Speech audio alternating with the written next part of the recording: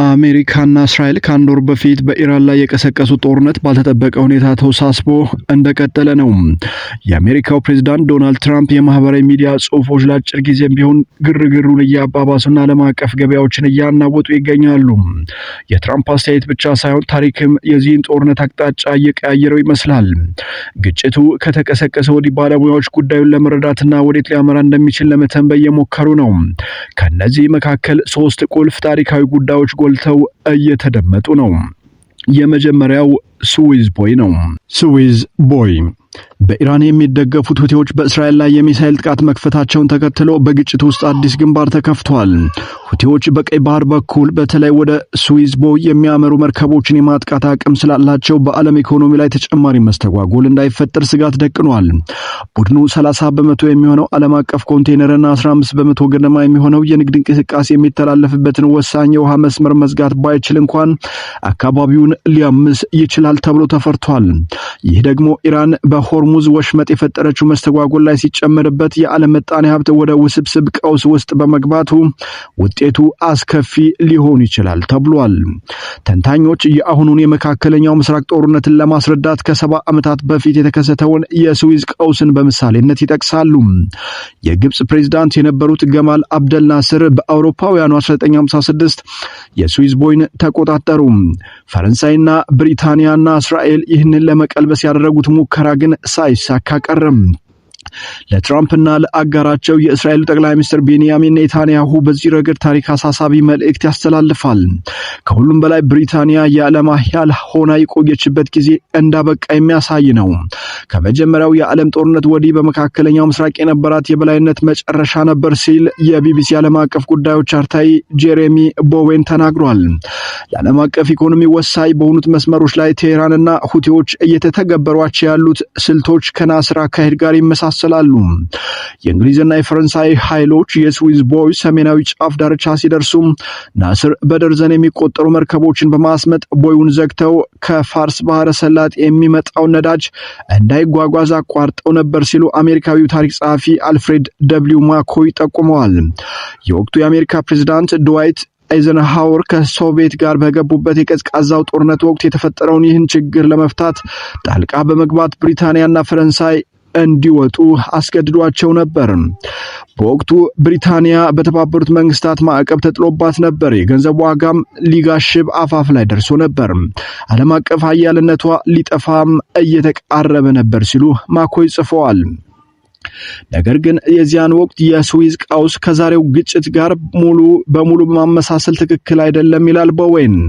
የአሜሪካን ኃያልነት ከሁለተኛ የዓለም ጦርነት በኋላ ከነበረችው ብሪታንያ ጋር እያወዳደርኩ አይደለም። ሁሉም ኃያላን ሀገራት ግን ከፍና ዝቅ ማለታቸው የሚጠበቅ ነው። ቻይና በማንሰራራት ላይ በምትገኝበት ወቅት አሜሪካ ተመሳሳይ ነገር ከገጠማት ይህ በታሪክ ምሁራን እንደ አንድ ርዕሰ ጉዳይ ሊጻፍ ይችላል። ሁኔታዎችን ለመረዳት በ70 ዓመታት ውስጥ ታሪክ የፈጠረውን ተጨማሪ ትምህርት መመልከት ጠቃሚ ነው ተብሏል። ዳኛው የ1973 የነዳጅ ዋጋ ነው። በቀጣዮቹ 10 ዓመታት ውስጥ ከፍተኛ ጉዳት የሚያደርሱ ቁልፍ የሆኑ የኢኮኖሚ የደም ስሮችን ማስተጓጎል በመቀጠሉ አካሄዱ ሊገመት የሚችል መሆኑን ታዛቢዎች ገልጸዋል። አንደኛው ደግሞ የስዊዝ ዘመቻ ከተጠናቀቀ ዓመታት ባነሰ ጊዜ ውስጥ የተከሰተ ነው። በአውሮፓውያኑ 1973 በእስራኤል በግብጽና በሶሪያ መካከል ጦርነት ተካሂዷል። የዮም ኪፑር ጦርነት ተብሎ በሚጠራው በዚህ ጦርነት ግብጽና ሶሪያ በእስራኤል ላይ ድንገተኛ ጥቃት ሰነዘሩ። አሜሪካም የጦር መሳሪያ ለእስራኤል በስፋት ሰጠች። የአረብ ሀገራት የዓለም የነዳጅ ዋጋን በከፍተኛ ሁኔታ ከፍ የሚያደርግና በምዕራብ አውሮፓ ብዙ ጉዳት የሚያስከትል ማዕቀብ በመጣል ተቃውመዋል ይላል ቦዌን። የወቅቱ የሳውዲ አረቢያ የነዳጅ ሚኒስትር ሼክ አህመድ ዛኪ ያማኒ እንደ ነዳጅ ያሉ ሀብቶች በዓለም አቀፍ ገበያዎች ላይ ተጽዕኖ ፈጣሪ መሳሪያ ሆነው ሊያገለግሉ እንደሚችሉ በግልጽ ተናግረዋል። የአረብ ዓለምን ከፍተኛ ምርት የነዳጅ የጦር መሳሪያ ሲሉ ገልጸውታል። ይህም የዓለም ኢኮኖሚን በፍጥነት ሊያውድም ይችላል ብለዋል። ማዕቀቡ ለ5 ወራት ቢዘልቅ ባለሙያዎች ግን ተጽዕኖው ለ10 ዓመታት ቀጥሏል። ለምሳሌ በአሜሪካና በነዳጅ ላይ በጣም ጥገኛ በሆኑት ሀገራት ላይ የዋጋ ግሽበት አስከትሏል።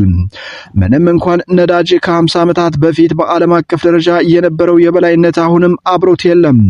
ዓለም አቀፍ የነዳጅ ፍላጎት ከመቀነሱም በላይ በተለይ ምዕራቡ ዓለም የአማራጭ የኃይል ምንጮችን በመጠቀም ላይ ይገኛል። ሆኖም በ1973 እና ከዚያ በኋላ በተከሰቱ ሁኔታዎች ለትራምፕ ቁልፍ ትምህርትን ይሰጣሉ ነው የተባለው። አሜሪካ አሁን ከውጪ ከምታስገባው በላይ ነዳጅ በራሷ ብታመርትም አሁንም ከፍተኛ መጠን ያለው ድፍድፍ ነዳጅ ከውጪ ታስገባለች። በዚህ ምክንያትም በዓለም አቀፍ ገበያ ለሚወሰነው የነዳጅ ዋጋ ተጋላጭ ናት።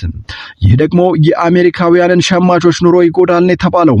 በተጨማሪም ሀገሪቱ በእስያ ባሉ ቁልፍ የንግድ አጋሮቿ ምክንያት በተዘዋዋሪ ተጽዕኖ ሊያድርባት ይችላልም ተብሏል።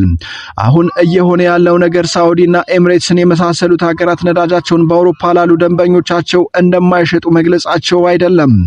ነገር ግን ኢራንና ሁቲዎች ወደ ገበያ ለማድረስ የሚያደርጉትን ጉዞዎች በጣም አስቸጋሪ ያደረጉት ነው። ነዳጅ በጣም አስፈላጊ ነው። ይህንን አቅርቦት ካቋረጡት በርካታ ዓለም አቀፍ ችግሮች ይከሰታሉ ሲል ቦዌን ገልጿል። ሌላኛው ሶስተኛው ጉዳይ የኢራን ኢራቅ ጦርነት ነው። የታሪክ ምሁራን እንደሚሉት በአውሮፓውያኑ 1980ዎቹ ውስጥ ተከናወነው የኢራንና የኢራቅ ጦርነት የዋሽንግተን ጠላቶች ወሳኝ የኢኮኖሚ መስመሮችን እንዴት ማገድ እንደሚችሉ በማሳየት ለትራምፕ ትምህርት የሚሰጡ የቅርብ ጊዜ ታሪካዊ ምሳሌዎች ናቸው። በዚያ ጦርነት ወቅት በሆርሙዝ ወሽመጥ ላይ የሚጓዙ መርከቦች በቴህራንና በባግዳድ ኢላማ ተደርገው ነበር።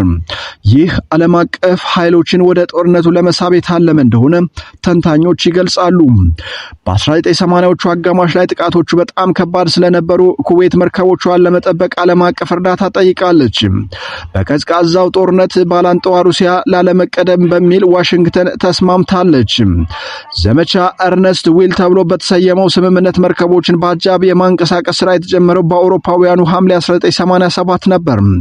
ብዙም ሳይቆይ ግን ብሪጅተን የተሰኘውና በአጃቢነት የተመደበችው መርከብ በኢራን መመታቷ ለአሜሪካ ትልቅ ውርደት ሆነ።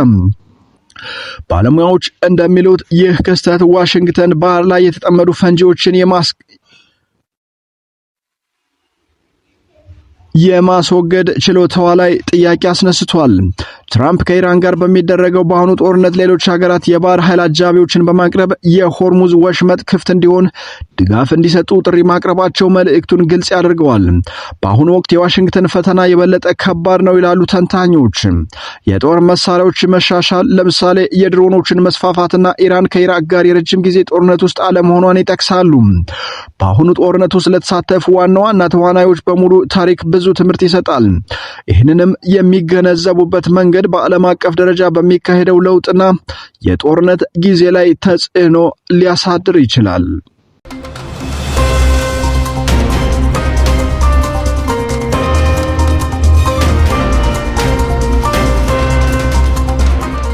ምስራቅ ሚዲያ ኔትወርክ